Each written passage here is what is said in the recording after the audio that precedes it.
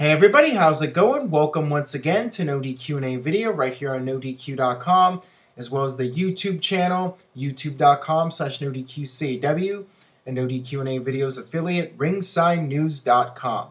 Got your questions here from spring.me/Aaron Rift regarding Extreme Rules, Raw, Payback, and other topics as well. So let's get started with the first one today from MMA Mike Zero.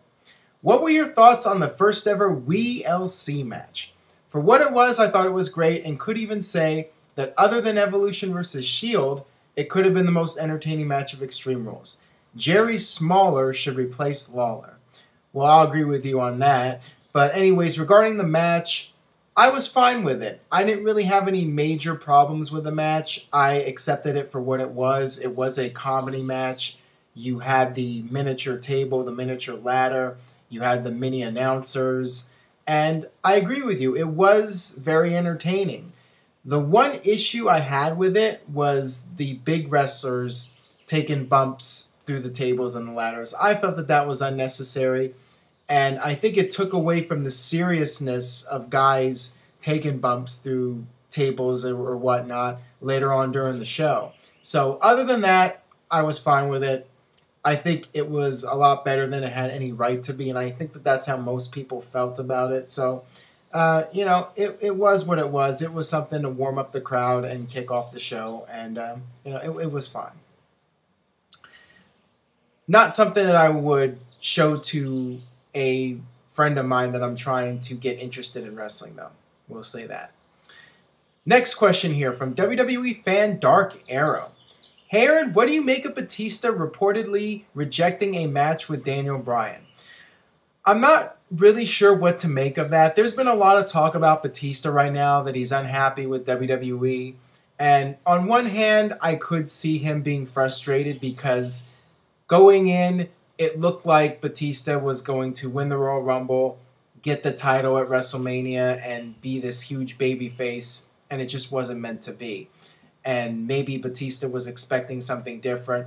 Maybe WWE promised him the world title, and they ended up changing plans, and he ended up having to take a back seat. So I could see him being frustrated. I don't know why he would want to reject the match with Daniel Bryan, other than the fact of him having to do a job. But he already did the job to Daniel Bryan. He tapped out to him at WrestleMania. Maybe he just doesn't want to do it again. Who knows? But I mean, it still is a pay-per-view main event, and money is money. So, I find it strange that he would refuse to put over Daniel Bryan, especially if he's going to be taking time off again. Why not put over the top star on the way out? But maybe there is that thought process that he doesn't want to look weak losing to a guy as small as Daniel Bryan twice, and he'd rather do something else if he's going to be sticking around. And this leads to the next question here. From Hampalicious. Hey Aaron, would it appear to you that WWE has talked Batista into staying until after Payback? I sure hope so, because that means more Evolution. Yeah, based off the ending of Raw this week, it definitely looks like we are getting a Evolution versus Shield rematch at Payback. And I don't know if this was a long-term plan, because I think that if you're going to have a feud and several matches, I think it's best to have the heels win the first match so the baby faces have something to try and accomplish, try and get revenge, try and get their payback, so to speak. But the baby faces already won. Shield already beat Evolution clean, so why are we having this rematch? Although, WWE did the same thing with John Cena and Bray Wyatt. John Cena won the first match. So we had to see a rematch between them after Cena already beat him, and I don't know. So I mean, it is what it is. I mean, I'm looking forward to the rematch because Evolution versus Shield was excellent at Extreme Rules, and I'm sure the Payback match will be really good too. Whatever type of match they decide to do, I don't know if there's going to be a stipulation or not.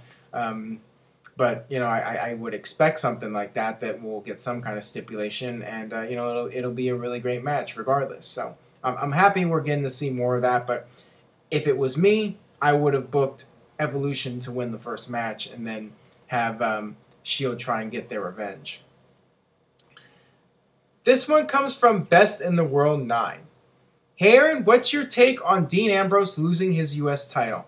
Does this mean that the Shield will be staying together for the foreseeable future? Was it WWE's plan all along for him to hold it long enough to pass MVP's streak? And was Sheamus the right choice? I really don't think WWE had MVP in mind when Dean Ambrose was US champion and having this extended reign as champion. I just think that the writers didn't really know how to handle the situation with him as champion. And, I don't think that they wanted him to lose the title in a one-on-one situation. And I actually think that what WWE did with the Battle Royal was an excellent way to get the title off of him without him looking bad, because you could explain it in storyline that Triple H is using this match, this Battle Royal, to get back at Dean Ambrose. And, the odds are greatly against him. 19 other guys he has to go through, and he almost makes it to the end. He just barely doesn't win the match. So I thought that was really well done. A good way to get the title off of him without making him look bad.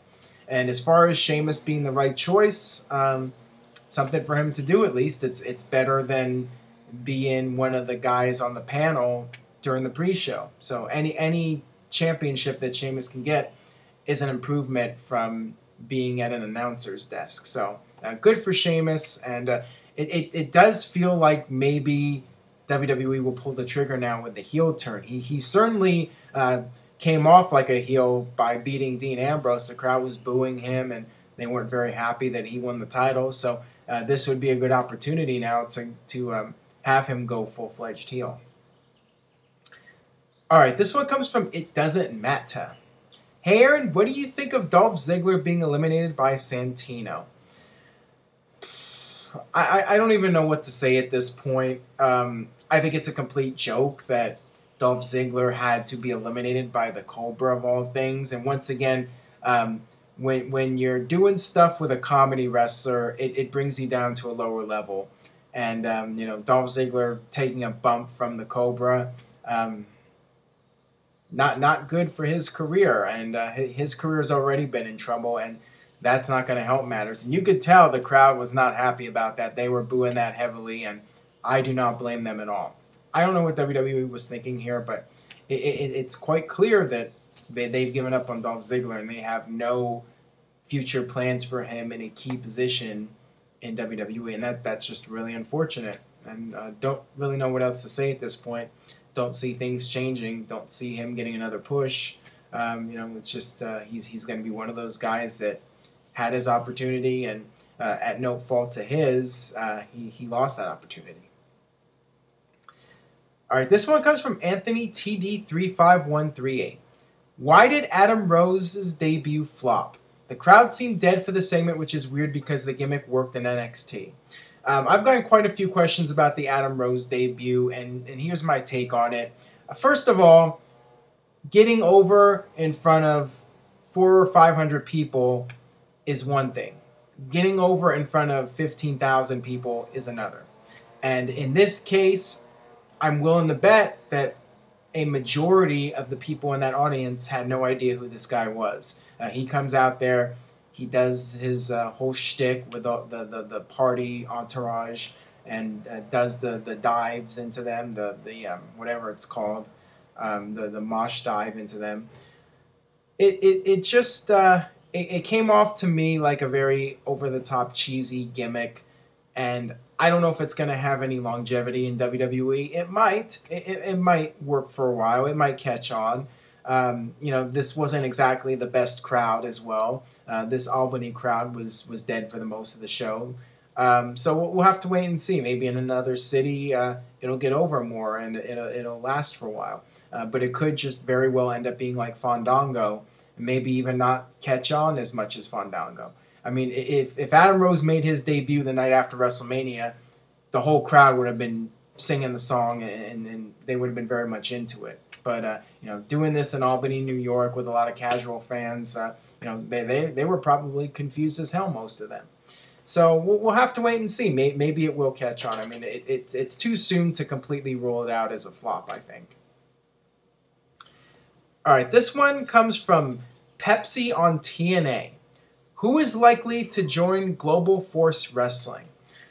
Well, I think the obvious guys, basically anybody who's not in WWE and anybody who's not in TNA right now. So, you know, AJ Styles is a possibility, Christopher Daniels, maybe some guys from Ring of Honor. You know, somebody asked me about Jay Lethal on the last video. You know, guys that have been working in Ring of Honor, maybe they'll get an opportunity to work with Jeff Jarrett again. Guys that used to be in TNA that had a run there. You know, I'm sure Jeff Jarrett will try to get every free agent, every guy who's not under contract to come join him and be part of this new organization. So, yeah, there's a lot of guys, a lot of possibilities for Jarrett's new promotion. All right, that'll do it for this edition of No DQ&A video. If you enjoyed this video, please share it on Facebook and Twitter. Check out the other No DQ&A videos. And stay tuned to NoDQ.com for the very latest fallout from Extreme Rules. And I will see you guys next time for more.